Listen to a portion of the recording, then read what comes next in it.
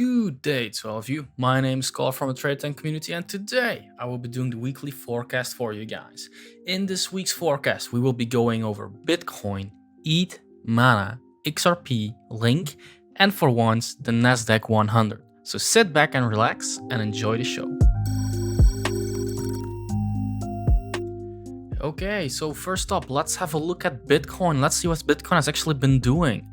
So we were looking for Bitcoin to come down into this range after going up all the way to there. Now, as you see yourself, we came down all the way to these lows. Now, what am I actually looking for? If Bitcoin doesn't break this by tonight and they're actually holding on quite decently, I will be looking for previous accumulations highs because I believe that would be a resistance then if they will hold like they are now. If they don't hold it and actually continue their way down, I will actually be looking quite steep.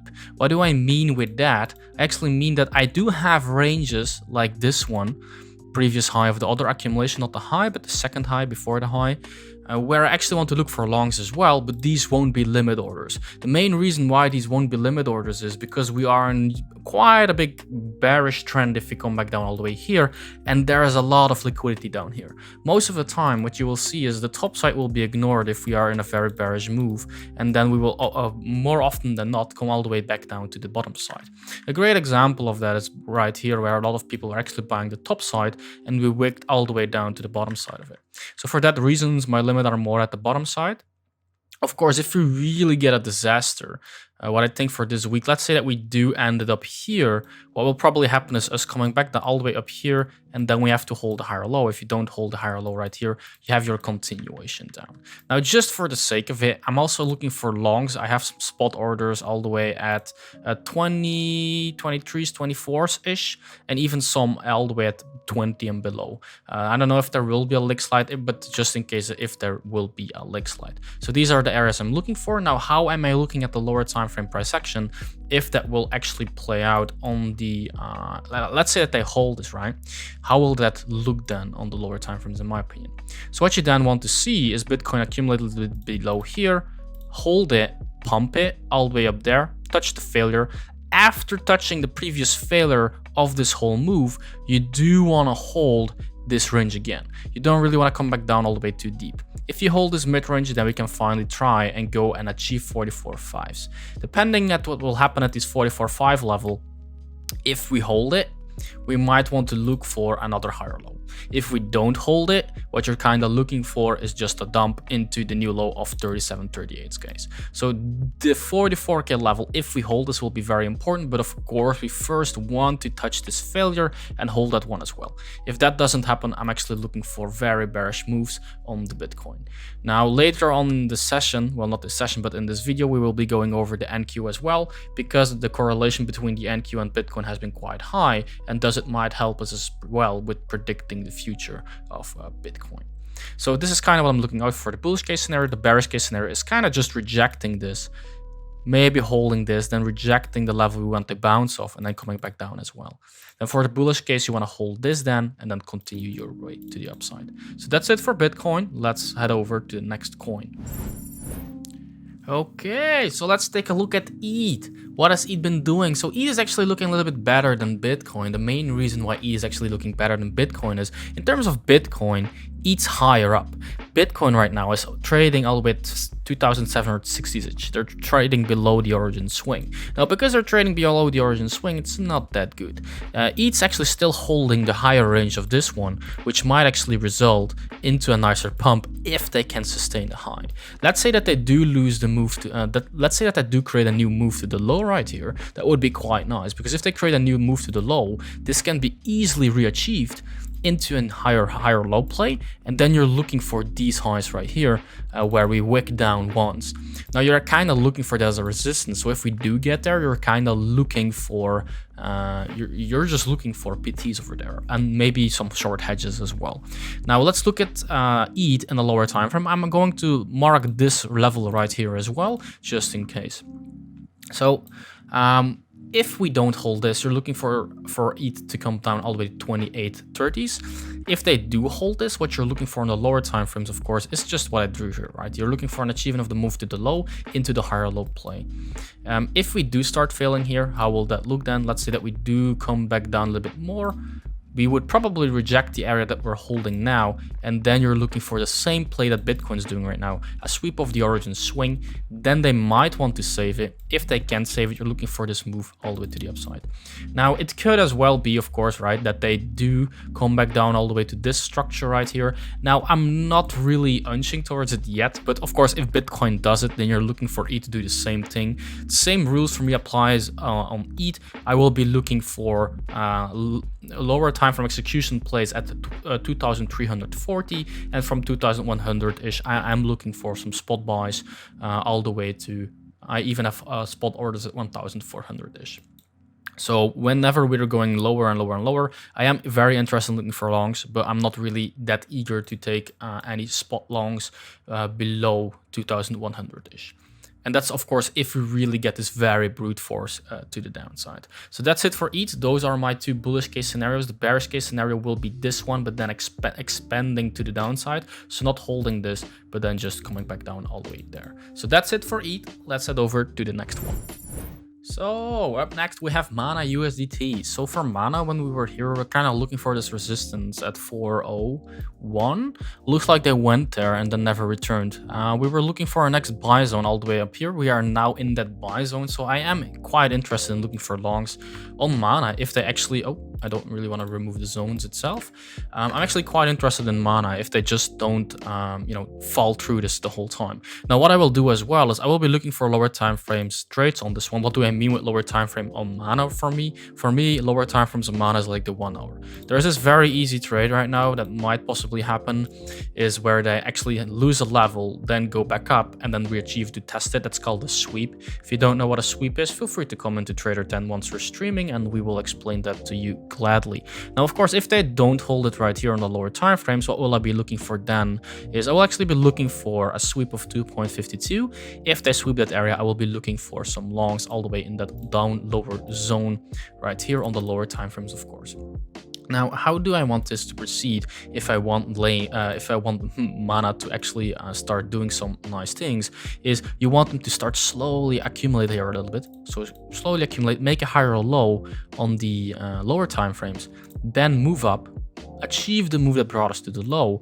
After achieving it, hold the top side right here and then do the bounce. That's kind of what you, in my opinion, want. Top side, well, just in this whole accumulation zone. You want to retest it and then move to the upside. So this is kind of what I want to see on Mana for the upside. Of course, the downside in the lower time frames, how will that one look? If I go to the 1 hour, you can probably see it already. Okay, never mind. They didn't even create a move to the low. So let's say that they do go up. Another option would be to actually make a new low right here.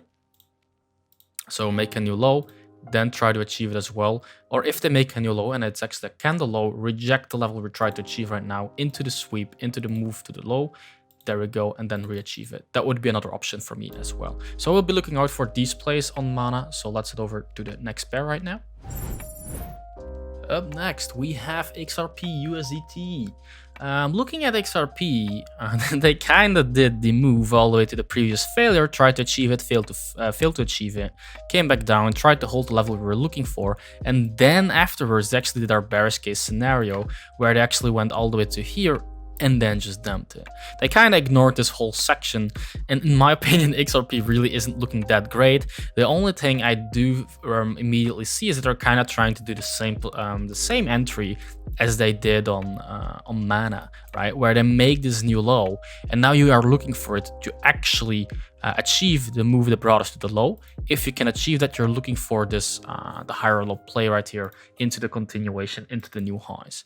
Now, after we do that, let me first clean up this chart and let me make it a little bit more clear to you at home. I will be looking for shorts if we do get all the way up here again. Now, the main reason being is that's the failure that made us go lower, right? And so for that reason, I'm very gladly to look for shorts over there. Will I be limit shorting it? I won't be limit shorting it. I will be looking for lower time frame shorts. Now, of course, for our shorts, we want to have a hedge. Personally, I would wait for us to first achieve this. If we achieve that, then I'm looking for longs. If you're really intraday trading, you can start looking for some lower time frame divergences. I will not go over that in this video. And to be honest, right now, I'm still not that bullish into crypto. So yeah, I'll just be waiting. Now, let me maybe give you guys some lower time frame, some low areas where I will be looking for buys on the XRP. I will be looking for buys all the way down here at 0.58. If they don't hold 0.58, I will even be looking a little bit lower, and that's probably here at 0.48. If they fail at 48s, I'm even looking at 36s as well. I'd still personally think that XRP is quite high for like bear market levels. It's holding actually quite good. So yeah, I think like my spot buys would start at 0.35 if it were to dump that much. If Bitcoin, of course, dumps as well. So that's kind of it for XRP. Let's head over to the next one. So up next we have Link USD. For Link has actually been doing very great, man. Like it's insane. I've been long scalping this for most of the time, and looking at this, what I kind of want them to do is, let's say that Bitcoin really, starts going down a lot. I want them to actually come back down all the way to 2213-ish, looking for this high range to hold. They already retested it, so I want them to sweep these people out, and then I'm looking for a long into the short hedge if they do crash. Now, looking at Link, it's really looking like it's in a nice uptrend. It's counter trading the market a little bit. Now, what you do want to look out for is that if they go all the way back to 27s, 5s, you might want to start looking for shorts over there. If they really start to, how should I say it? If they start to distribute there. If they start to distribute there, I would gladly look for shorts all the way up there, targeting 24s-ish. If they don't do shorts, no problem. Just let them ride to the upside. Now, I will probably be looking for shorts over there on the 15-minute. And the target for the shorts would be here. If they don't give shorts, look for longs, and the targets would be a new high all the way here at 29.26. After 29.26, what you're looking for is a topside continuation again. So meaning, let's say that they do get here, right? You're looking for a topside continuation into the hold of this previous support area that you're looking for. And then you just look for a regain, and then you're looking for 33s. There we go, that's better. So that's what I'm kind of looking for on Link. Now, of course, the bearish case scenario, as I said before, I'm looking for, if they go down, I'm looking for this one. 23s into the 22s would be my area of interest. So that's it for Link as well. Let's head over to the last one. So the last one is a little bit special and a little bit different than usual. It's actually the Nasdaq 100. Now, the main reason I wanted to talk about this one was because it has really been pushing Bitcoin down, in my opinion, because I was really trading Bitcoin a lot, and I saw that if the NQ didn't follow up, Bitcoin wasn't following up either. And I know it's a meme that, you know, they're correlated and not, but trading them both has got me thinking a little bit, and because of that reason, I want to show you some TA on this one as well. So we have been kind of distributing for a long time, and because we have been distributing for a long time, we are actually now in some kind of downtrend. Now, what are you mainly looking for if you have a distribution that starts failing? You're looking for the origin to come back to. Now, the origin in the NQ is around 15Ks. So what I'm actually looking for on the NQ right now is I'm actually looking for the 15Ks. Now, of course, we can choose, right? We hold a high range or we hold the bottom range. That will be dependent, right? Of course, the bottom range always has the higher probable play for limit orders, and for the top side, I'm more looking for a lower time frame execution play. Now, what I mean by this is look where the NQ is in comparison to Bitcoin still. So the NQ can still come back down quite a lot. And if Bitcoin would follow the NQ, that would mean that Bitcoin might get another move to the downside as well. Now on the NQ, what am I looking for? Of course, I'm first looking at them to actually try and re-achieve 15,338. If they can't re-achieve it, you're looking for a downward move all the way to 15K. If they can achieve it, you're looking for them to go all the way up to 15,500. Try to hold this range again, maybe lose it, re-achieve it, and then you want them to pump. If they don't do that, you're just looking for them to come back down here. Now, one of the lower things that you might look for as well is 15,090-ish.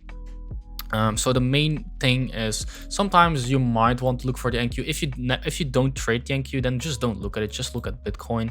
But sometimes it really is helpful in my opinion. So yeah. So what am I looking for? I'm looking for 15Ks on the NQ, maybe even a sweep of 40,600. And then of course what you want is, if they come back down all the way here, you want this midpoint retest-ish, and then it will decide if they hold the higher or low. We might go up. If they don't hold the higher or low, we might get a continuation down, and then it really gets ugly, because then we're going to the next origin swing, which is around 13,500. So that is it for this forecast. Thank you guys for watching, and I will see you next time. That's it for today's video, guys. If you liked it, please make sure to give us a thumbs up. And if you want to get free coaching from one of our top traders, please make sure to check out our Trader 10 supporters page on how to get this free coaching. Thank you very much, and see you later.